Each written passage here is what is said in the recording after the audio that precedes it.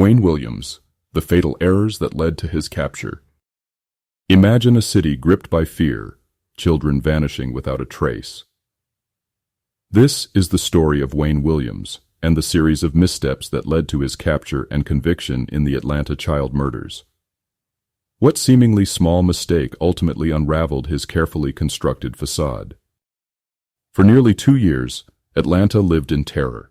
Young black boys, teenagers, and even adults disappeared, only to be found murdered. Their bodies were dumped in remote locations, rivers, and wooded areas.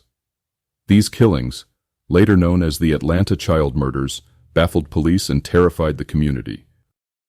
Wayne Williams quickly became a person of interest. However, it was a series of critical errors that transformed him into the prime suspect.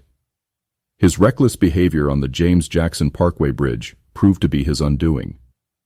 This single event set in motion a chain of events that led to his capture and conviction.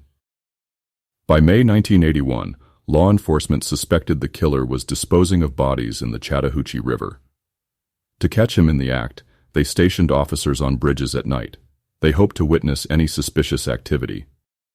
Around 2:50 a.m. on May 22nd, 2 officers heard a loud splash from the James Jackson Parkway Bridge. Moments later, a vehicle drove off the bridge at a slow pace. The officers immediately pulled the car over.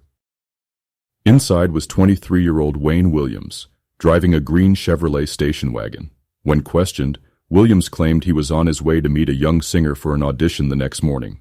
His story was shaky and deemed suspicious. No such meeting was scheduled, and the singer later denied having any plans with Williams. 2 days later, the body of 27-year-old Nathaniel Cater was found in the river near the bridge. This discovery solidified Williams' involvement.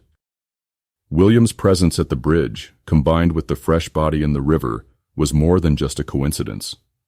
It was a crucial piece of evidence that pointed directly at him. The bridge incident became the catalyst for the investigation that would ultimately lead to his conviction.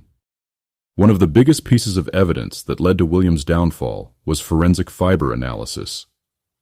The victims had unusual green carpet fibers on their bodies, along with dog hair.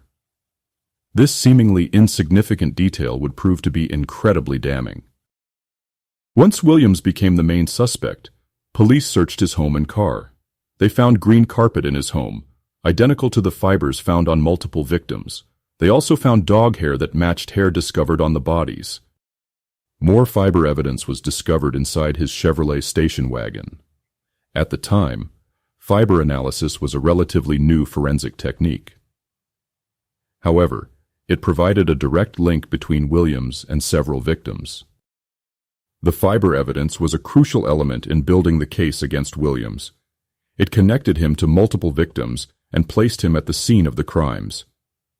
This evidence was instrumental in securing his conviction. Unlike many serial killers who try to stay under the radar, Wayne Williams was different. He talked a lot. This proved to be another significant mistake. Before his arrest, Williams often gave interviews to reporters, acting as if he had inside knowledge of the murders. He even taunted the police, implying that they had no evidence. This arrogance made him an even bigger target. Once he became a suspect, detectives reviewed his past statements and noticed inconsistencies in his stories. His willingness to be in the spotlight ultimately worked against him.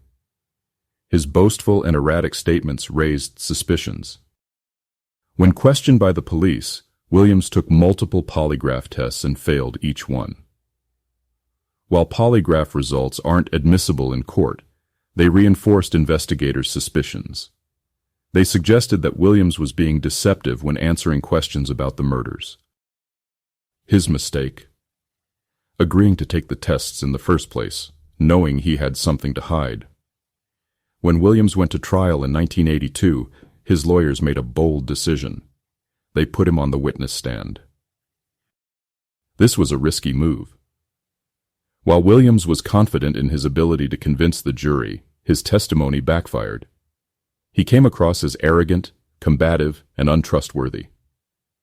His attitude likely alienated the jurors, rather than convincing them of his innocence. Had he remained silent, the defense might have had a better chance of creating doubt. Instead, his own words contributed to his downfall. His overconfidence and arrogant demeanor damaged his credibility with the jury. On February 27, 1982, Wayne Williams was convicted of the murders of Nathaniel Cater and Jimmy Ray Payne, two adult victims linked to him through fiber evidence. Although he was never officially charged with the Atlanta child murders, authorities believed he was responsible for at least 22 of the 29 killings. Williams' biggest mistake? Being at the wrong place at the wrong time, the bridge on May 22, 1981. That single event set off a chain reaction, leading to his arrest and conviction. The bridge incident set in motion a chain of events that led to his conviction. The capture and conviction of Wayne Williams brought a sense of closure to a terrifying chapter in Atlanta's history. It was a testament to the dedication of law enforcement and the power of forensic evidence.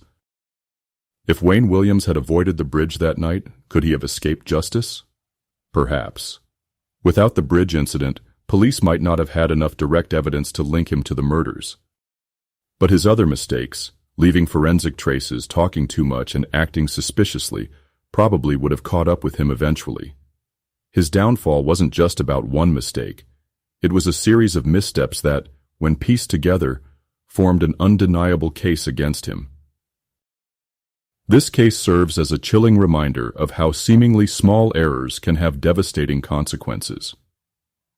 It highlights the importance of meticulous investigation and the power of forensic science. It also underscores the dangers of arrogance and overconfidence. And that's how Wayne Williams, the suspected Atlanta child killer, sealed his own fate. Did you find this investigation into the mistakes of Wayne Williams as captivating as we did? If so, be sure to like this video and subscribe to our channel for more true crime deep dives. Share your thoughts on the case in the comments below. What do you think was Williams's biggest mistake? And if you're eager to learn more, check out our other videos on infamous criminal cases and the psychology behind them. Your support helps us continue to bring you these in-depth analyses.